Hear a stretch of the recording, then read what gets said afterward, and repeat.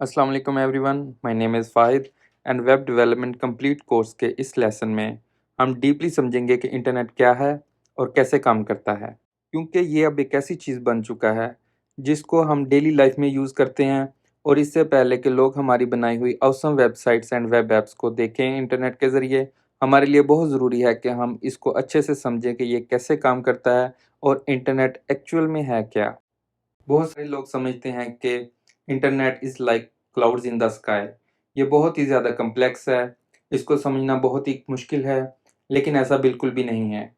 दरअसल इसको समझना बहुत ही आसान है। ये बस एक लंबी वायर है जो कि बहुत सारे डिफरेंट कंप्यूटर्स को आपस में मिलाती है। तो उनमें एक कंप्यूटर पाकिस्तान में हो सकता है और दूसरा यूएसए में हो सकता है और ये दोनों कंप्यूटर्स आपस में डाटा ट्रांसफ़र कर सकते हैं इस बहुत बड़ी वायर के ज़रिए। अब इस वायर के साथ कुछ ऐसे कंप्यूटर्स भी जुड़े हुए हैं जो बहुत स्पेशल काम करते हैं और उनको 24 आवर्स ऑनलाइन रहना पड़ता है। और जब कोई वेबसाइट ओपन करते हैं तो वो उस वेबसाइट के रिलेटेड डाटा या फाइल्स को प्रोवाइड करते हैं। ऐसे कंप्यूटर्स को सर्वर्स कहा जाता है। और जिस कंप्यूटर से वेबसाइट ओपन या रिक्वेस्ट की जाती है, उस कंप्यूटर को क्लाइंट कहा जाता है। अब आप इमेजिन कर सकते हैं कि वेब सर्वर्स एक बहुत बड़ी बुक्स की लाइब्रेरी की तरह है जो कि 24 आवर्स ओपन रहती है। और आप किसी भी टाइम रिक्वेस्ट कर सकते हैं कि मुझे गूगल देखना है या किसी वेबसाइट की फुल रेसिपी ब्लॉग पोस्ट देखनी है। तो ये आपको उस वेबसाइट के related all files and data provide करेगा।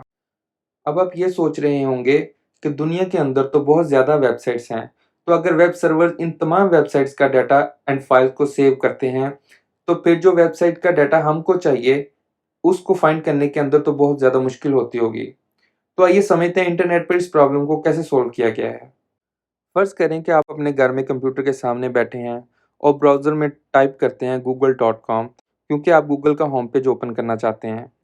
तो अब देखते हैं कि इस काम को पूरा करने के पीछे क्या प्रोसेस होता है, जो हम नहीं देख पाते और गूगल का होम पेज फ़ौरन से हमारे सामने ओपन हो जाता है। जब आप google.com टाइप करके एंटर प्रेस करते हैं, तो आपका ब्राउज़र एक रिक्वेस्ट भेजता है इंटरनेट सर्विस प्रोवाइडर को, जिसको शॉर्ट में आईएसपी भी कहते हैं। अब इंटरनेट सर्विस प्रोवाइडर क्या है? दोस्तों, जिन कंपनीज़ को हम पैसे देते हैं इंटरनेट कनेक्शन लगवाने के लिए और इंटरनेट एक्सेस करने के लिए, उनको इंटरनेट सर्विस प्रोवाइडर कहते हैं।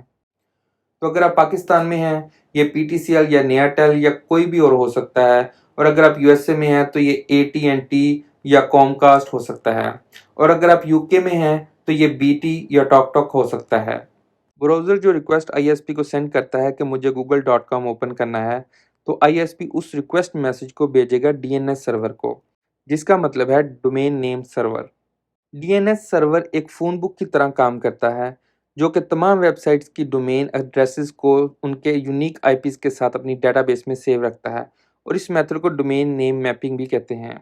जब हम ब्राउज़र से किसी वेबसाइट का एड्रेस रिक्वेस्ट करते हैं, तो डीएनएस सर्वर चेक करता है कि जिस वेबसाइट को हम एक्सेस करना चाह रहे हैं, उसका एग्जैक्ट आईपी एड्रेस क्या है। जैसे हम किसी का मोबाइल नंबर मिलाने की बजाय उस पर्सन का फ़ोन बुक से नेम सर्च करके कॉल करते हैं, वो बेसिकली हम नेम पर नहीं बल्कि उसके साथ हमने नंबर सेव किया होता है, उस पर कर रहे होते हैं। ऐसे ही हर वेबसाइट का एक आईपी एड्रेस होता है और डीएनएस उस आईपी एड्रेस को फाइंड करके वापस भेजता है हमारे ब्राउज़र को, जिसकी मदद से रिक्वेस्टेड वेबसाइट का डाटा वेब सर्वर पर फाइंड करना और एक्सेस करना बहुत ही आसान हो जाता है।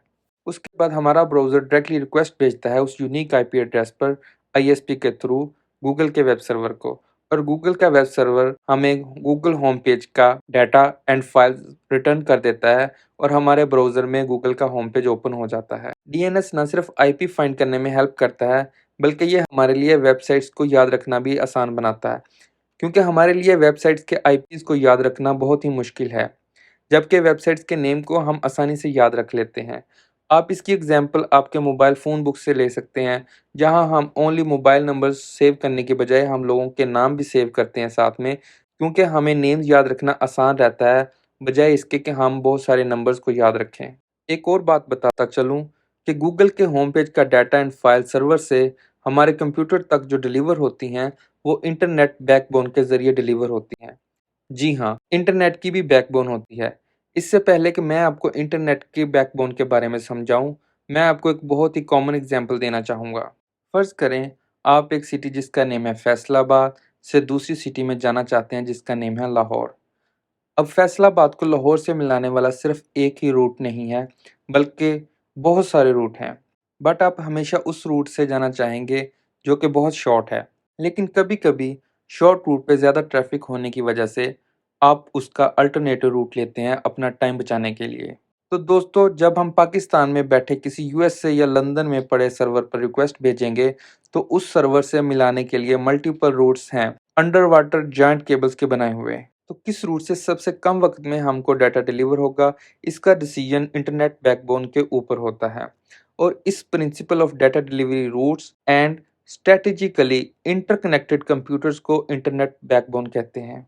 अगर आप submarine cable map dot com open करें, तो आप तमाम अंडर वाटर केबल्स देख सकते हैं, और यही पूरी दुनिया में फैली हुई जायंट केबल्स हैं जो मिलकर इंटरनेट बनाती हैं।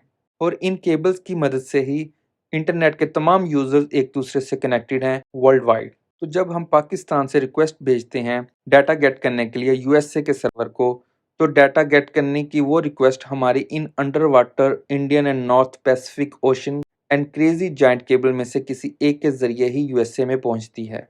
और हमारी रिक्वेस्ट के पास राइट लोकेशन पर पहुंचने के लिए बस एक आईपी एड्रेस ही होता है। ये ऐसे ही है जैसे किसी लेटर इनवेल्प के ऊपर किसी प्लेस का एड्रेस लिखा हुआ है पहुंचने के लिए। इंटरनेट से कनेक्ट हर कंप्यूटर का भी एक आईपी एड्रेस होता है, और जब हमको रिक्वेस्ट के रिलेटेड डाटा रिटर्न होगा, तो वो भी एक आईपी को एज एन एड्रेस लेकर ही पहुंचेगा under water and above water wire से होते हुए।